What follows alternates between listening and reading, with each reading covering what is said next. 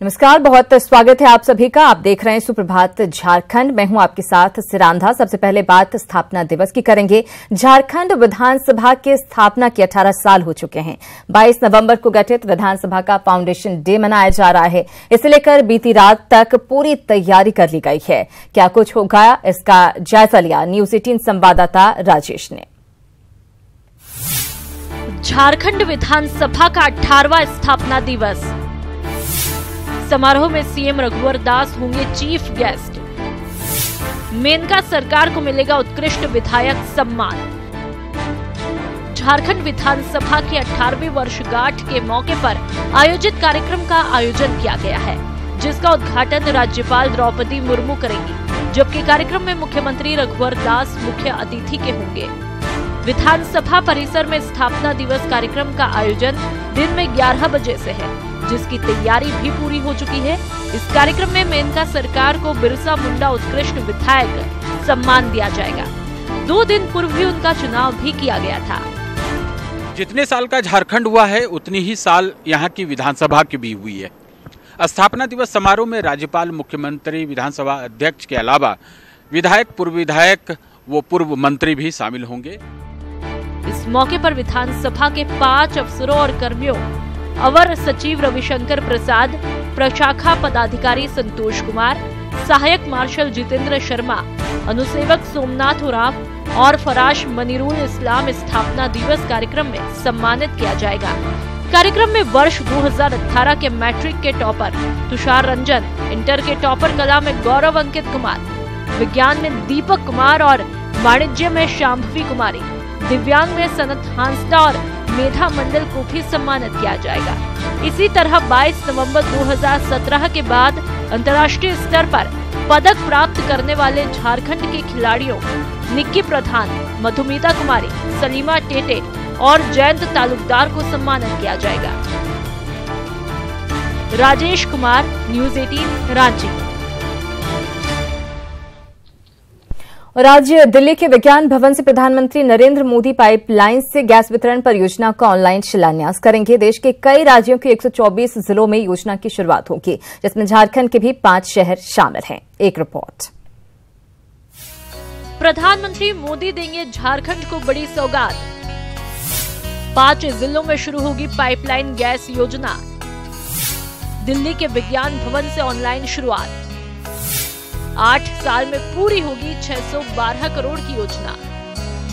90वें चरण की gas pipeline योजना में झारखंड के 5 शहर शामिल हैं, जिनमें धनबाद, गिरिडीह, हजारीबाग, रामगढ़ और बोकारो है। प्रधानमंत्री नरेंद्र मोदी 14 राज्यों में फैले हुए 124 जिलों के 50 भौगोलिक क्षेत्रों के लिए नगर गैस वितरण बोली चक्र का भी शुभारंभ करेंगे। तो वहीं इस बाबत गैल GAIL के मुख्य महाप्रबंधक MP महतो ने कहा कि धनबाद और गिरिडीह जिला से संबंधित कार्य GAIL गैस लिमिटेड को सौंपा गया है। प्रथम चरण में जिले में 30 CNG स्टेशन और लगभग 50,000 घरों को गैस पाइपलाइन से जोड़ा जाएगा। प्राइम मिनिस्टर साहब ने CGD का फाउंडेशन स्टोन लेइंग करेंगे फॉर 65 सिटीज के लिए, और उसमें धनबाद एंड गिरिडीह भी इंक्लूडेड है। एंड इस प्रयास में गेल गैस का तरफ से 775 करोड़ रुपए का इन्वेस्टमेंट होगा 25 साल में। एंड हम लोग 50,000 घर में एंड 30 CNG स्टेशन लगा के फर्स्ट फेज में ये हम लगाएंगे। हजारीबाग में भी इंडियन ऑयल कॉरपोरेशन के राज्य स्तरीय कोऑर्डिनेटर ने प्रेस वार्ता कर इसके बारे में जानकारी दी। 8 साल में ये परियोजना शुरू होगी। हजारीबाग का जो कैपेक्स है, हजारीबाग में इस परियोजना में 613 करोड़ रुपया खर्चा किया जाएगा, जिसमें 8 साल में, आगामी 8 साल के अंतर्गत लगभग 100 CNG स्टेशन खुली जाएगी और जो जितना लाभुक हाउस होल्ड है उस तक ये परियोजना को पहुंचाई जाएगी। बताया कि 9वें चरण में 129 जिलों में पाइप से गैस आपूर्ति की परियोजना पर काम चल रहा है, जिसे 8 साल में पूरा किया जाना है। तो वहीं 10वें चरण में 14 राज्यों के 124 जिलों को इस योजना के तहत जोड़ना है। स्वाभाविक है कि केंद्र की इस योजना से इन जिलों के लोगों को फायदा होगा। न्यूज 18 के लिए हजारीबाग से राकेश के साथ धनबाद से अभिषेक की रिपोर्ट। 8 साल का वक्त जरूर लगेगा, लेकिन एक बड़ी राहत तो उन जगह के लोगों के लिए जहां पर गैस पाइपलाइन पहुंचेगी। बहरहाल खबरों में आगे बढ़ेंगे। झारखंड का लगभग आधा हिस्सा सूखा प्रभावित क्षेत्र है। सरकार ने इसकी घोषणा भी कर दी है। अब राहत कार्य चलाने की जरूरत है, क्योंकि पहले का बकाया भुगतान अब किया जा रहा है, जो बताता है कि अधिकारी कितने उदासीन हैं। ये रिपोर्ट देखिए। कम बारिश ने तोड़ी किसानों की कमर, 60% खरीफ की फसल पर असर। राहत कार्य में लगे अधिकारी है सुस्त। सीएम के निर्देश के बावजूद नहीं आई तेजी। झारखंड में इस बार बारिश काफी कम हुई है, जिसकी वजह से खरीफ की फसल लगभग 60% प्रभावित हुई है। यही स्थिति 2015-16 में भी थी। इस साल सरकार ने 129 प्रखंडों को सूखाग्रस्त घोषित किया है। राज्य के 24 में से 18 जिले प्रभावित है। ऐसे में किसानों को तत्काल राहत देने की जरूरत है। सीएम ने इसको लेकर निर्देश भी दिए हैं, लेकिन अधिकारी है कि अभी 2015-16 की बीमा राशि बांटने में लगे हैं। ये थोड़ा सा प्रोसेस वगैरह के कारण भी होता है। तो ऐसे भी किसी भी नीति में अगर आप देखिएगा तो हम लोग कहते हैं कोई भी समस्या हो जाती है तो 3 तरह के गैप होते हैं। एक है कि पहला तो समस्या को समझने का गैप, रिकॉग्निशन गैप जिसको हम लोग कहते हैं। दूसरा पॉलिसी गैप की उसके बाद क्या समाधान हो उसकी बात। और तीसरा इम्प्लीमेंटेशन गैप। किसानों के लिए फसल की बर्बादी सबसे बड़ा नुकसान है। ऐसे में किसान राहत के लिए आसमान ताक रहे हैं। वैसे सूखा के संबंध में भारत सरकार को भेजे जाने वाली रिपोर्ट ज्ञापन के तौर पर भेजी जा रही है। राज्य सरकार ने 49 करोड़ रुपए आवंटित किए हैं। हालांकि ये काम पहले होना चाहिए था। सूबे के खाद्य आपूर्ति मंत्री भी ऐसा ही मानते हैं। लोग खुद ही आएंगे, साहब हमारे यहाँ कमी है और आवश्यक होगा तो हम लोग मंत्री परिषद में जाकर उसके लिए कुछ सुधार करना होगा नियमावली में, तो उसको कराएंगे। मगर ये सूखा क्षेत्र की घोषणा बहुत पहले होनी चाहिए थी। ये इसको कहा जाए तो विलंब से उठाया गया एक सही कदम है। झारखंड में सूखे की स्थिति का अंदाजा सितंबर माह में ही लग गया था। सरकार के पास इसकी रिपोर्ट भी आ गई थी, लेकिन अधिकारी अब तक क्यों इंतजार कर रहे थे, समझ से परे है। अब देखने वाली बात है कि इस बार काम कैसे होता है। राजेश कुमार, न्यूज़ 18, रांची। और इधर झारखंड के सीएम रघुवर दास ने उत्तराखंड के निकाय चुनाव में बीजेपी की शानदार जीत के लिए उत्तराखंड के सीएम के साथ साथ पीएम नरेंद्र मोदी और बीजेपी अध्यक्ष अमित शाह को बधाई दी है। ट्वीट में उन्होंने कहा है कि उत्तराखंड ने एक बार फिर भारतीय जनता पार्टी पर भरोसा किया है। निकाय चुनावों में शानदार जीत के लिए आदरणीय प्रधानमंत्री श्री नरेंद्र मोदी जी और माननीय राष्ट्रीय अध्यक्ष श्री अमित शाह जी के नेतृत्व में माननीय मुख्यमंत्री श्री त्रिवेंद्र सिंह रावत जी और बीजेपी को बधाई और शुभकामनाएं। तो उत्तराखंड निकाय चुनावों में जीत पर सीएम रघुवर दास ने अपनी पार्टी को, प्रधानमंत्री को, राष्ट्रीय अध्यक्ष को और उत्तराखंड के सीएम को बधाई दी है। और खबर दुमका से है, जहां केंद्रीय कारा में बंद गोवर्धन नामक कैदी ने फांसी लगाकर आत्महत्या कर ली है। दरअसल शाम में गिनती के दौरान एक बंदी कम मिला, जिसके बाद जेल प्रशासन ने खोजबीन शुरू की तो अस्पताल परिसर में गोवर्धन का शव रस्सी से झूलता हुआ मिला। मारपीट के मामले में 18 नवंबर को ही गोवर्धन की गिरफ्तारी हुई थी। सूचना के बाद एसडीओ केंद्रीय कारा पहुंचे। आपको बता दें कि 3 महीने पहले भी एक महिला सिपाही ने यहां क्वार्टर में आत्महत्या कर ली थी।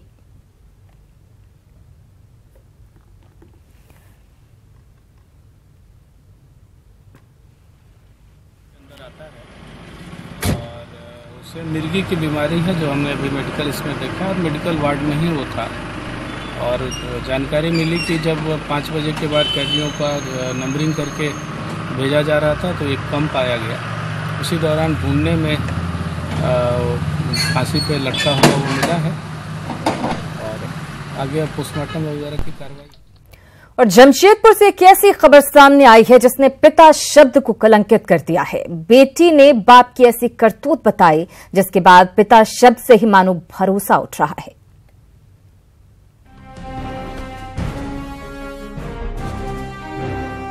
पिता जीवन का आधार होते हैं, संतान का सम्मान होते हैं, पर जमशेदपुर के एक बाप ने वो कर दिया जिसने पिता शब्द को ही कलंकित कर दिया है। जिस बेटी का हौसला बनकर उसे आगे बढ़ाना था, उसने तो उसके साथ ही हैवानियत का खेल खेला। महीनों तक ये बाप अपनी बेटी की असमत लूटता रहा। आखिरकार वो नाबालिग बच्ची एक दिन टूट गई और उसने फैसला किया कि नरक की जिंदगी से ही निकलना है, तो भाग गई घर से, अपने आप बीती सुनाने उन्हें जो उनकी मदद कर सकते थे। काउंसलिंग स्टार्ट हुआ तब पता चला कि उसके साथ उसके पिताजी ने बलात्कार किया है और उसका कुछ फिजिकल प्रॉब्लम्स भी है। 16 साल की नाबालिग बेटी की इज्जत से वो बाप महीनों खेलता रहा। नाबालिग अब गर्भवती हो गई है। लोक लाज का भय त्याग कर वो जब सामने आई तो कलयुगी बाप कदमा के भाटिया बस्ती में छिप कर रह रहा था। शैतान बाप सिसकती बेटी, नाबालिग बेटी से महीनों रेप, बाप के अत्याचार से टूटकर घर से भाग गई बेटी। हावड़ा स्टेशन पर जीआरपी को मिली नाबालिग। पीड़िता की आप बीती सुन बंगाल पुलिस ने की कार्रवाई। जमशेदपुर के कदमा से पकड़ा गया कलयुगी बाप। मैंने अपनी टीम नेतृत्व में टीम गठित कर मनोज कुमार दत्ता की गिरफ्तारी गंगापथ भाटिया बस्ती से किया और उसको गिरफ्तार करने के बाद हस्तगत कराया ताकि उसे महिला थाना हावड़ा से न्यायिक हिरासत में प्रेषित किया जा सके। कलयुगी बाप पुलिस के शिकंजे में है। बंगाल पुलिस उसे अपने साथ हावड़ा ले गई है, जहां से उसे न्यायिक हिरासत में भेज दिया जाएगा। पर रिश्तों को शर्मसार करने वाली ये घटना कई सवाल भी खड़े कर रही है। रंजीत कुमार ओझा, न्यूज़ 18, जमशेदपुर। चाईबासा में बाल श्रम कानून की खुलकर धज्जियां उड़ाई जा रही हैं। यहां तक कि सरकारी काम में भी ठेकेदार खुलकर बाल मजदूरों से काम ले रहे हैं। इस बात का खुलासा तब हुआ जब नियमों की अनदेखी ने एक आदिवासी बच्ची की जान ले ली और ठेकेदार संवेदनहीनता दिखाता रहा। ये रिपोर्ट देखिए।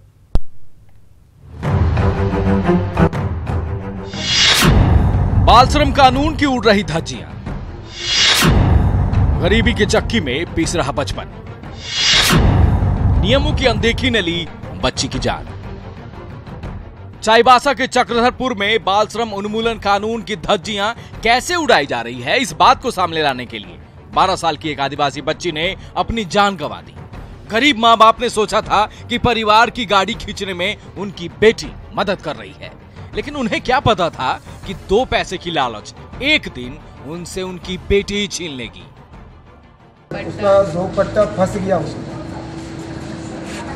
और उसको साथ घुमा दिया होगा, उसमें टकराया है। चक्रधरपुर रेलवे कॉलोनी में क्वार्टर की बाउंड्री का निर्माण कराया जा रहा है।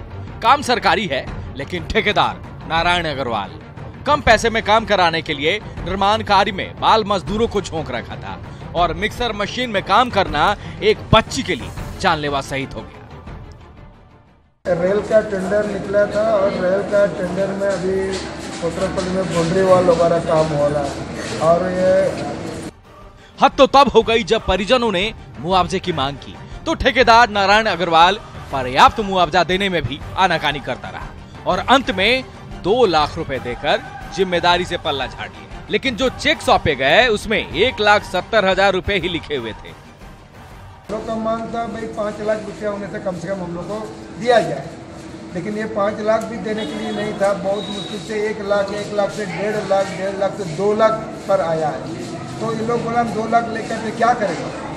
घटना के बाद कानून के फंदे में अपना गला फंसता देख ठेकेदार ना तो मौके पर पहुंचा और ना ही अस्पताल गया, उल्टे घर बैठे फोन पर से ही बच्ची की जान की कीमत लगाता रहा। अब पुलिस पूरे मामले की जांच कर रही है। काश कानून के रखवाले पहले सक्रिय होते तो आज ये मासूम जिंदा होती। उपेंद्र, न्यूज़ 18, चक्रधरपुर। उधर राजधानी रांची के रामकुम थाना क्षेत्र से एक ऐसी खबर आई है जिसे जानकर आप भी दर्द से कराह उठेंगे। दरअसल यहां के एक गरीब परिवार ने अपनी बेटी की शादी के लिए कड़ी मेहनत कर सामान खरीदा था, लेकिन अचानक घर में आग लगने की वजह से सब कुछ जलकर खाक हो गया। परिवार को सरकार से उम्मीद है कि वहां से उन्हें कुछ मदद मिल सकेगी। अब बेटी का शादी के लिए हम सब तैयारी कर रहे थे, कचनों कमा के कुछ करके। क्या खरीदे थे शादी के लिए? जेवर बना दिए थे, उसके बाद साड़ी ले दिए थे, फिर अलमारी पलंग सब ले दिए थे। हम सोचे पैसा कहाँ से लाएं। हाँ, फ्रिज था सब। हम लोगों ने आपस में सब कोई विचार किया कि इनका मदद करके जिनका जैसा इनका घर था पहले वैसा हम लोग किसी तरह मिलजुल करके बना दें। गरीब असहाय लोग हैं, इसकी मदद करना चाहिए। फिलहाल हम लोगों ने मैं अपने स्तर से खाने पीने का व्यवस्था कर दिया हूँ। रहने के लिए इनको बगल में ही एक जगह है, वहाँ पे मैं दे दिया हूँ। पाकुड़ डीसी दिलीप कुमार झा के पुलिस इंस्पेक्टर के साथ दुर्व्यवहार को लेकर पाकुड़ में झारखंड पुलिस एसोसिएशन की आपातकालीन बैठक बुलाई गई और डीसी के खिलाफ चरणबद्ध आंदोलन का फैसला लिया गया। दरअसल 17 नवंबर को सड़क सुरक्षा समिति की बैठक बुलाई गई थी, जिसमें पाकुड़ एसपी ने पुलिस इंस्पेक्टर अजय कुमार चौधरी को अपना प्रतिनिधि बनाकर बैठक में भेजा था। आरोप है कि जब इंस्पेक्टर बैठक स्थल पर पहुंचे तो वहां डीसी दिलीप कुमार झा ने न सिर्फ उनके साथ दुर्व्यवहार किया बल्कि पाकुड़ एसपी को लेकर अपशब्द भी कहे। 11/18 को 11 बजे दिन में पुलिस अधीक्षक महोदय के आदेश के आलोक में एक दिवसीय सुरक्षा समिति की बैठक में भाग लेने के लिए उपायुक्त महोदय पाकुड़ के कार्यालय में गया था। तो उपायुक्त महोदय द्वारा बोला गया कि तुम यहाँ क्या करने आए हो, तुम यहाँ से भागो, तुम्हारा बाप एसपी कहाँ गया है। इतना बात करने सुनने के बाद मैं वहाँ से निकल गया। विभाग में हम लोग नौकरी करते हैं, किसी का गाली सुनने के लिए नहीं। आप भी सरकार के नौकर हैं, हम लोग भी सरकार के नौकर हैं, सभी वेतनभोगी हैं और सबका मानवाधिकार है। आज की इस बैठक में सभी सदस्यों द्वारा मांग करती है कि सभी सदस्यों पुलिसकर्मी उपस्थित सभी सदस्य मांग करते हैं कि सभी मांगों पर कार्रवाई नहीं होती है तो पुलिस आंदोलनात्मक कार्रवाई आगे की जाएगी। तिलका मांझी कृषि महाविद्यालय में 19 नवंबर से ही पढ़ाई शुरू हो चुकी है। हालांकि बुधवार को विधिवत इसका उद्घाटन किया गया। कृषि कॉलेज के उद्घाटन के मौके पर कृषि मंत्री रणधीर सिंह, सांसद निशिकांत दुबे, बिरसा कृषि विश्वविद्यालय के वीसी परमिंदर कौशल सहित कई लोग मौजूद रहे। वीसी ने कई मूलभूत समस्याओं पर ध्यान देने की जरूरत बताई। वहीं सांसद निशिकांत दुबे ने निर्माण में विलंब का कारण राजनीति को बताया। वहीं कृषि मंत्री ने विपक्ष पर पारा शिक्षकों को लेकर राजनीति करने का आरोप भी लगाया। इसके साथ साथ अभी सांसद महोदय बात करेंगे, मगर स्वास्थ्य और लाइब्रेरी ये बहुत इंपॉर्टेंट रहती है किसी विश्वविद्यालय की। लाइब्रेरी तो जो है रीढ़ की हड्डी की बात की होती है। जहां अच्छा पुस्तकालय नहीं, अच्छा विश्वविद्यालय नहीं। इसका गोचर का क्लियरेंस हुआ, इसका फॉरेस्ट का क्लियरेंस हुआ। फॉरेस्ट का क्लियरेंस भुवनेश्वर में हुआ और फिर इसमें पैसा आया और ये काम पूरा हुआ। फिर रणधीर सिंह साहब कृषि मंत्री हो गए और कौशल साहब जो है यहाँ के वाइस चांसलर हो गए। यहाँ की किरण पासी जी डीसी हो गई और सरोज जी जो है यहाँ के अधिष्ठाता हो गए। ये सारे चीज मिल गए तो ये गोड्डा का कॉलेज चालू अस्थायी हो गया। छत्तीसगढ़ में पैट का अस्थायी होगा, कहीं अस्थायी नहीं हुआ। कल हम लोग कैबिनेट में देखे, कहीं अस्थायी नहीं हुआ है। सबसे ज्यादा पैट को फैसिलिटी झारखंड में मिल रहा है और उनकी जो समस्या हुई हम लोग समाधान करेंगे। लेकिन विरोधी नकारात्मक राजनीति, आप जब सत्ता में थे आपने क्यों नहीं दिया? आपने क्यों नहीं दिया सत्ता में आप थे? और इधर देवघर को भी बुधवार को कृषि महाविद्यालय मिल गया है। सांसद निशिकांत दुबे, कृषि मंत्री रणधीर सिंह, बिरसा कृषि विश्वविद्यालय के कुलपति ने रविन्द्रनाथ टैगोर कृषि महाविद्यालय का विधिवत उद्घाटन कर दिया। महाविद्यालय का उद्घाटन होने के साथ ही 4 सालों के लिए कृषि स्नातक कोर्स के तहत नामांकन भी लिया जाने लगा है। फिलहाल 50 छात्र छात्राओं का नामांकन पहले सेमेस्टर के लिए लिया गया है। सारी व्यवस्था कराकर इसको यहाँ पे आज बच्चों को खुद ही पहले यहाँ शिफ्ट कर दिए गए। बच्चे यहाँ रहेंगे, यहाँ से पढ़ाई करेंगे। और आज यहाँ भी हम लोगों ने शुरुआत की और गोड्डा में भी जो कृषि कॉलेज है उसकी भी आज विधिवत उसका उद्घाटन हम लोगों के वहाँ भी हम लोग पढ़ाई चालू कर दिए हैं। और आगे भी जो एनिमल हस्बेंड्री कॉलेज हंडिया में आने तीनों गोड्डा लोकसभा क्षेत्र का जो किसानों के लिए मील का पत्थर साबित होगा आने वाले संथाल पन्ना में। जिस शख्स के नाम पर यह कॉलेज बना है रविन्द्रनाथ टैगोर साहब, वो शांति निकेतन यहाँ बनाना चाहते थे और जब यहाँ नहीं बना पाए तो उन्होंने अपने बेटे को एग्रीकल्चर की पढ़ाई करने के लिए भेजा। और ये पढ़ाई करने के लिए भेजा कि जब वो लौट कर आएगा तो संथाल पन्ना में किसानों को कैसे फायदा होगा, उस तरह के गुण वो सिखाएगा। तो वो चीज़ तो संभव नहीं हो पाया क्योंकि उनकी अकाल मृत्यु हो गई। लेकिन उनकी याद में जो है हम लोगों ने ये कॉलेज खोला और मुझे लगता है कि यहाँ के किसानों को और बच्चों को बहुत फायदा होगा। और बीती रात एक निजी दौरे पर अर्जुन मुंडा धनबाद पहुंचे, जहां बीजेपी कार्यकर्ताओं ने उनका जोरदार स्वागत किया। सर्किट हाउस में मुंडा ने पार्टी के नाराज नेताओं से भी मुलाकात की। आपको बता दें कि एएसआई के साथ विवाद के बाद बीजेपी के एक नेता के बेटे के जेल जाने से लोग नाराज हैं। साथ ही पारा शिक्षकों के आंदोलन को लेकर भी उन्होंने सरकार को नसीहत दी। इस दौरान विधायक राज सिन्हा, नितिन भट्ट, आनंद खंडेलवाल, संजय झा समेत दर्जनों कार्यकर्ता मौजूद रहे। मामले में जिस तरह की स्थिति उत्पन्न हुई है, पार्टी के स्तर पर विधायक दल की बैठक करने के बाद इस पर लोग अपने अपने सुझाव दें, मंतव्य दें और इसके पीछे क्या है, क्या संकट है और विधायक अपने अपने क्षेत्र में क्या देख रहे हैं, इस समस्या को किस रूप में देख रहे हैं, और सारे लोगों का मंतव्य प्राप्त करने के बाद संगठन स्तर पर एक समाधान ढूंढा जाए जिससे कि इसका अस्थायी समाधान हो सके। झारखंड भाजपा को उम्मीद है कि अयोध्या में तय स्थान पर राम मंदिर जरूर बनेगा। सरकार अपने संवैधानिक दायरे में काम कर रही है, जबकि समाज भी इसके लिए मानसिक रूप से तैयार हो रहा है। पार्टी के प्रदेश महामंत्री दीपक प्रकाश ने कहा कि राम मंदिर हमारी आस्था का केंद्र है और ये राम मंदिर जरूर बनना चाहिए। इस पर किंतु और परंतु का प्रश्न भी नहीं है। समाज इसके लिए आगे बढ़ चुका है। अवरोध पैदा करने वाले और उसके अंदर राजनीति करने वाले लोग के चेहरे भी अब सामने आ गए हैं।